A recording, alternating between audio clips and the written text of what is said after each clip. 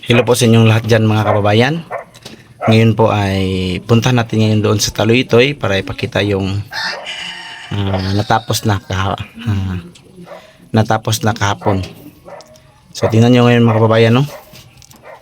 At update natin ang pag-file nila ng hollow block para po sa pabahay ng sponsor para sa kanyang scholar. So nakaano na po sila ngayon mga kababayan. Kahapon natapos yung pag-file sa gilid. So ang kulang na lang dito sa ibabaw banda, hukayin yung mga lupa at saka maglagay ng abang para sa CR nila. Paghukay din doon sa septic tank. So tingnan nyo ngayon mga kababayan ang update natin doon sa Taluytoy. So salamat po, no, sa sponsor na si Ma'am Anilo, tumulong sa kanyang scholar para magkaroon ng bahay na hindi na sila mababasa ng ulan. So abangan niyo po mga kababayan ang video natin ngayon pag-update doon sa bahay.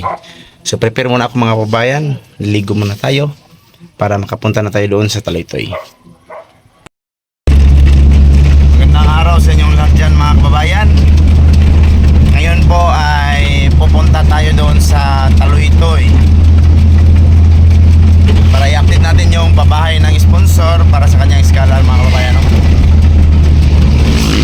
Puntahan natin ngayon doon sa Taluytoy at tingnan natin ang update tungkol sa pagtatrabaho doon.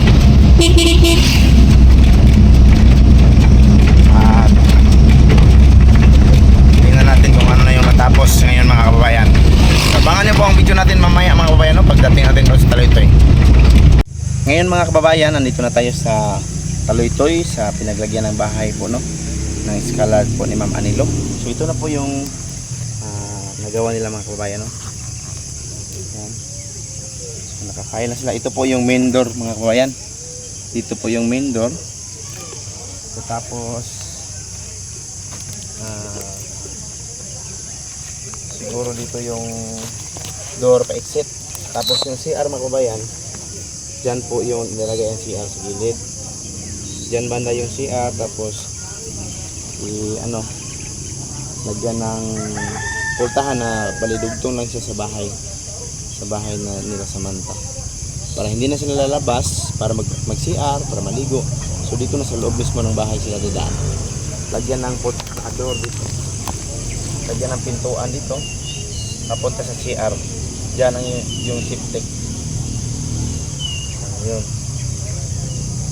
Tapos yung mga kwarto, hindi ko pa alam kung saan. Dito yata yung mga kwarto mga kabayan. Kwarto.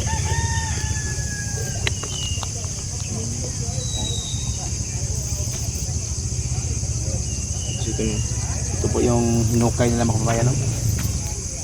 Para makuha ang level. Kaya lang kami po sa kahit po mataas dito mga kababayan, mataas ang file kasi dito man yung flooring banda. Kahit po mataas ang file, medyo matibay siya mga kababayan, ano? Alam niyo bakit? Meron itong bakal na nakabakos. Ito, ayan, nakabakos. May mga bakal na nakahawak dyan sa mga hollow block para po hindi basta-basta bumigay kapag matambakan siya. Tapos ipinis pa yan. Hindi naman masyadong mabigat yung tambak dito mga kabayan, kasi hindi naman masyadong malaki yung tambakanan. Ito lang man. So ilang file lang, isa, dalawa, tatlo, mga apat lang na file ng hollow block yung pagtatambakan ng lupa. So dito lalagyan ng pintuan papunta sa CR. Siguro may pintuan din dito sa exit. Parang dito yung pintuan sa exit. Ito siguro naka-design na para sa pintuan. So patagin siguro yan. Iwan ko ng panday makabayan ano yung plano niya dyan. Tapos yung main door ay dito. Yan yung main door. So tingnan natin ang kabuuhan mga kababayan ha. Excuse daw, wala lang. Tingnan natin yung kabuuhan ng bahay.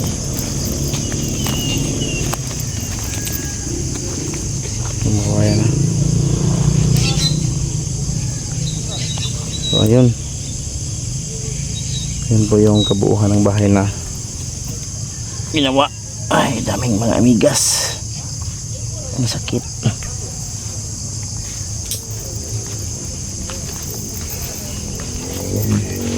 Tapos sa kabila, tingnan natin. So malaki pa pala yung patagin mga kabayan, dyan parang patagin yan kasi parang dyan man ang ano, dyan man yung ano mga kabayan, yung pinto palabas. So parang kunin yung lupa dyan, ipantay siguro yan para malagay dito.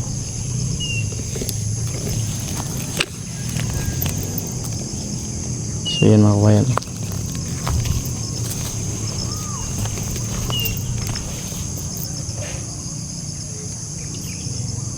Yan. So nasa labas na po ang CR nito mga kabayan, no? Sa labas ang CR. Pero yung pintuan ay dyan lang sa nakadikit. Sa bahay lang talaga nakadikit yung CR.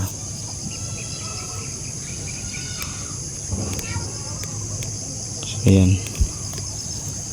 So medyo malaki pa yung lupa na papatagin. Ayan, no?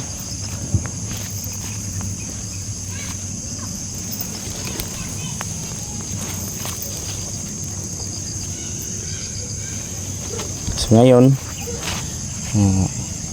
mag-file sila ngayon. Mag-file na ngayon dito mga kabayan.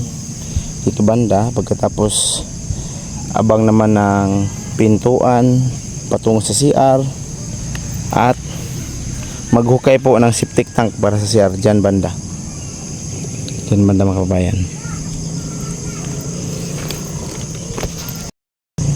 Ngayon mga kabayan, so ito po yung update natin ngayon, no, sa trabaho dito sa pabahay ng sponsor. Yan, no? Yan yung mga kabayan. Yan. So unti-unti nang nakikita yung kabuuhan ng bahay. So abangan natin yung susunod ng update mga kabayan, no? Ano yung matatapos dito. So maraming salamat sa inyong lahat mga kababayan sa inyong suporta, at maraming salamat sa mababait na mga sponsor na tumutulong sa kanilang mga scholar. Lalo na kay Ma'am Anilo. Maraming salamat Ma'am Anilo sa iyong tulong kay Samantha na yung scholar sa kanila ni Juby. So hanggang dito lang muna yung video natin mga kababayan. Maraming salamat po sa inyong lahat. Yan po yung bahay. Ito po yung daan papunta doon sa ibaba. At ito naman yung daan papunta dito sa may kalsada. Ayan. Kalsada na po yan, yung may bahay. So medyo malapit lang kung magpapakuryente, maglagay ng kuryente. So medyo malapit lang yung wire, lipara ng wire. So hanggang dito lang yung video natin mga kabayan. Maraming salamat sa inyong lahat. At ingat kayo palagi dyan. Bye bye.